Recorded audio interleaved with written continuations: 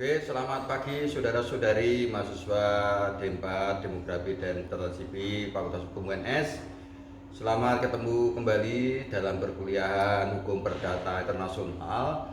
Pertemuan yang keempat ini berkaitan dengan situasi negara terhadap penyebaran virus corona. Maka perkuliahan Hukum Perdata Internasional pada pagi hari ini kita akan lanjutkan melalui media secara online. 1 minggu yang lalu kita sudah menyampaikan mengenai titik taut. Dari pengertian istilah titik taut adalah segala sesuatu yang bisa digunakan untuk menentukan apakah perkara itu HPI atau bukan HPI. Kemudian juga titik taut bisa digunakan untuk menentukan sistem hukum mana yang berlaku ketika perkara, perbuatan atau peristiwa atau hubungan hukum itu termasuk perkara HPI. Nah, kemudian dari pengertian HPI tersebut, saudara-saudara sekalian, dibedakan menjadi 2 titik taut primer atau titik taut pembeda dan titik taut penentu atau titik taut sekunder. Nah, dari 2 jenis HPI titik taut tersebut, tentunya saudara harus bisa membedakan antara titik taut primer dan titik taut sekunder. Nah, dengan demikian bicara titik taut primer tentunya bicara juga mengenai indikator-indikator yang digunakan untuk menentukan apakah perkara itu HPI atau tidak. Sedangkan untuk titik taut yang sekunder ini tentunya titik taut yang digunakan untuk menentukan sistem hukum mana yang berlaku ketika perkara itu masuk HPI. Nah, tugas saudara dalam diskusi ini adalah untuk menyusun, merumuskan secara bersama-sama melalui diskusi dalam grup WA ini. Titik taut bisa diterapkan dalam contoh-contoh kehidupan sehari-hari yang termasuk perkara hukum perdata internasional. Nah, setelah selesai dari titik taut yang sudah disampaikan tadi, kita lanjutkan untuk materi berikutnya adalah kualifikasi. Istilah lain dari kualifikasi itu adalah pengelompokan, kemudian juga bisa dikatakan penggolongan, kemudian juga dari klasifikasi, juga dikatakan juga sebagai pengkualifikasian ya, atau pengkategorisasian istilah-istilah yang digunakan dalam hukum perdata internasional. Nah, kualifikasi itu artinya segala sesuatu yang digunakan untuk mengkualifikasikan, kemudian mengkategorikan, kemudian membedakan, kemudian mengkualifikasikan antara istilah-istilah perkara-perkara yang masuk HPI atau tidak ya. Kemudian dari berbagai fakta-fakta yang terjadi itu kita bisa simpulkan, oh ini termasuk perkara HPI. Jadi misalkan dari kualifikasi itu dibedakan menjadi 2, kualifikasi fakta dan kualifikasi hukum. Nah, kualifikasi fakta itu artinya adalah sekumpulan dari beberapa fakta-fakta dalam suatu rangkaian proses perkara HPI.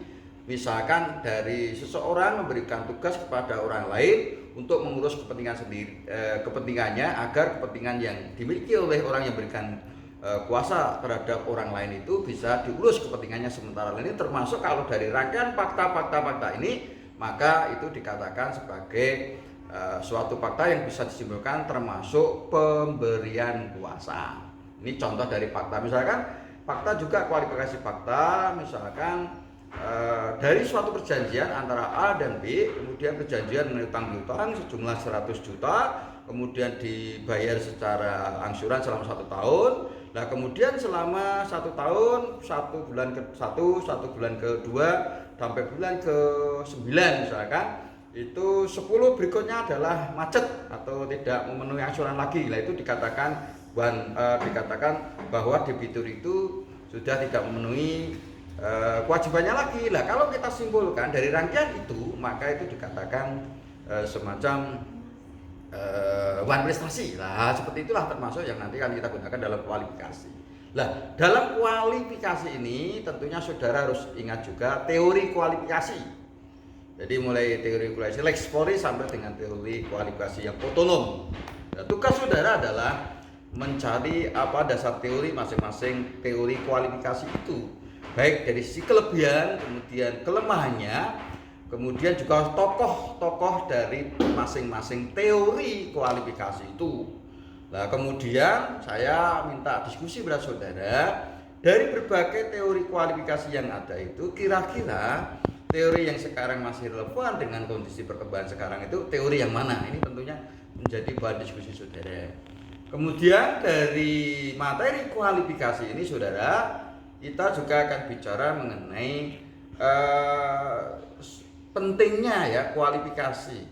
Jadi mengapa kualifikasi dalam HP itu penting? Ya karena juga bisa digunakan untuk menentukan apakah ini termasuk rangkaian fakta ini, kemudian ini termasuk sistem hukum inilah, ini pentingnya begitu. Kemudian dalam kualifikasi juga ada beberapa hal yang menjadi kendala ya, menjadi kendala dalam hal menghadapi kualifikasi HPI. Itu tolong nanti dilihat di dalam bukunya Bayu Sito mengenai pokok-pokok perdata internasional. Rumitnya kualifikasi ada beberapa hal, itu tolong didiskusikan kemudian disimpulkan. Nah, setelah kualifikasi ini tentunya juga bicara mengenai kasus-kasus dalam HPI yang mengandung adanya kualifikasi. Jadi nanti diskusi saudara itu setelah tahu apa itu kualifikasi, kemudian jenis kualifikasi, kemudian teori kualifikasi, kemudian juga pentingnya kualifikasi, kemudian juga rumitnya atau hal kendala apa yang dihadapi dalam pengkualifikasian HPI. Kemudian juga saudara nanti saya minta untuk diskusikan bagaimana cara untuk membuat contoh-contoh di dalam perbuatan perkara HPI yang termasuk dalam kualifikasi HPI. Tentunya itu garis pokok bahasan pada pertemuan hari ini. Kualifikasi kemudian titik taut ini termasuk bagian dari HPI yang adjektif atau HPI yang formal. Kemudian nanti kita lanjutkan untuk yang lain seperti persoalan pendahuluan, kemudian penyelundupan hukum ya, ini termasuk bagian juga materi-materi berikutnya ya, berkenaan dengan persoalan pendahuluan, kemudian juga penyelundupan hukum. Persoalan pendahuluan apa? Suatu persoalan yang mendahului dari pokok perkara.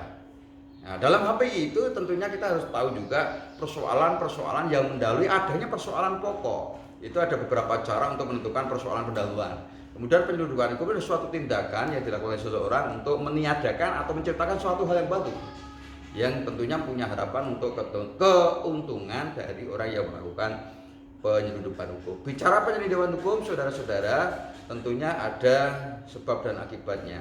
Kemudian sebabnya orang melakukan penyelundupan adalah ingin memenuhi kebutuhan yang mereka inginkan, tetapi menyimpang dari aturan yang ada. Kemudian akibatnya terhadap penyelundupan itu tentunya semua perbuatan itu dianggap batal demi hukum. Nah, contoh-contoh penyelundupan hukum nanti saudara juga diskusikan. Itu saudara-saudara perkuliahan singkat secara online yang bisa saya sampaikan. Selamat berdiskusi melalui media grup WA kelas HPI A.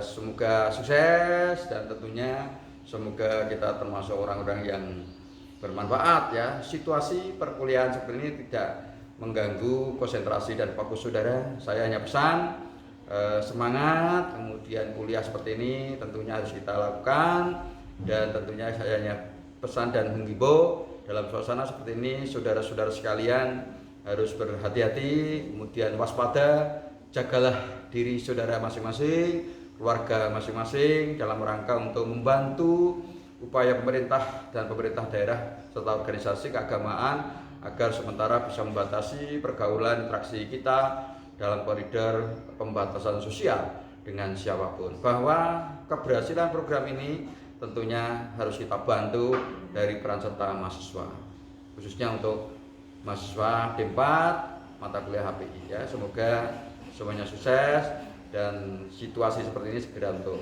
bisa teratasi. Selamat pagi dan terima kasih.